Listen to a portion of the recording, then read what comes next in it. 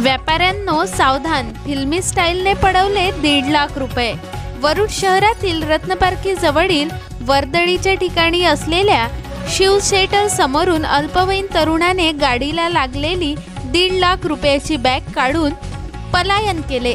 सहकाऱ्यांनी त्याचा माग काढला असता तो शोधून सापडला नाही। पोलीस प्रशासनाच्या दुर्लक्षतेमुळे वरुड दिवसेंदिवस चोऱ्यांच्या घटना वाढत आहेत। सदर चोरी रात्रीच्या कूट अंधारात नसून दिवसाढवळ्या वरुड शहरात चोरी होत आहे। चोरांची हिंमत एवढी वाढली आहे की दिवसाढवळ्या ते आता चोरी करू लागले आहे।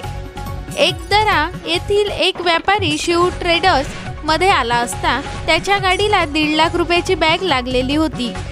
चोर चोरी करण्याच्या दृष्टिकोनातून त्याच्या मागोमाग आल्यामुळे क्षणाची सवट पाहून त्यांनी बॅग काढली व दुसरा चोर गाडी घेऊन तयार असल्यामुळे ते पळून जाण्यात यशस्वी झाले। जॅन्ट्स चौक पुसला रोडपर्यंत त्याचा पाठलाग केला असता ते सापडले नाही। मात्र आजच्या या चोरीच्या घटनेमुळे व्यापाऱ्यांमध्ये चांगलीच भीती निर्माण झाली आहे।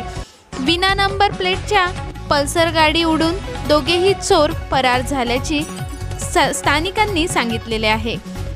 यावेळी व्यापाऱ्यांनी मात्र चांगला संताप व्यक्त केला।